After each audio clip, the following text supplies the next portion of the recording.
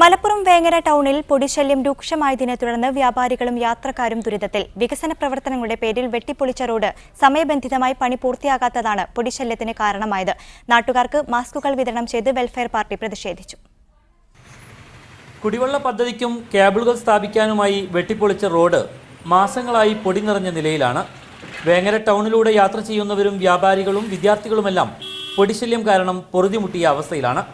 പലതവണ പരാതികൾ നൽകിയിട്ടും അധികൃതർ നടപടിയെടുക്കാത്തതിനെ തുടർന്ന് നാട്ടുകാർ പ്രതിഷേധത്തിനൊരുങ്ങുകയാണ്. ഞങ്ങളുടെ സ്കൂള് റോഡിന്റെ അടുത്താണ്, തൊട്ടടുത്ത് റോഡായതുകൊണ്ട് തന്നെ ഈ പൊടി ശല്യം ഭയങ്കരമാണ്. ഈ റോഡ് ഇപ്പോൾ ഇതിനു മുമ്പ് ഇത്രയും പ്രശ്നങ്ങളൊന്നും ഇല്ലായിരുന്നു. പക്ഷേ ഈ റോഡ് കീറിയതിനു ശേഷം സ്കൂളിനകത്ത് കുട്ടികൾ ഭയങ്കരമായിട്ട് പൊടികൊണ്ട് പ്രശ്നങ്ങൾ ഉണ്ടാവുന്നുണ്ട്. വേങ്ങര ടൗണിലെ ചേറൂർ റോഡ് ജംഗ്ഷനിലും വൊക്കേഷണൽ ഹയർ സെക്കൻഡറി സ്കൂളിന് മുന്നിലും വാഹനം കടന്നുപോയാൽ പിന്നെ കാഴ്ച മറയ്ക്കുന്ന തരത്തിലാണ് പൊടി ഉയരുന്നത്.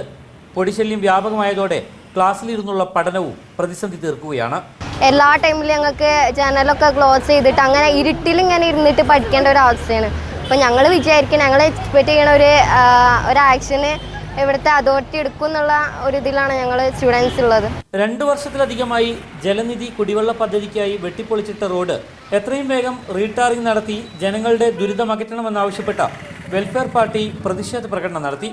പൊടി തിന്നുമെടുത്ത ജനത്തിന് മാസ്ക് വിതരണം നടത്തിയും ധരിച്ചുമാണ് ടൗണിൽ പ്രകടനം നടത്തിയത്. മീഡിയ 1 മലപ്പുറം.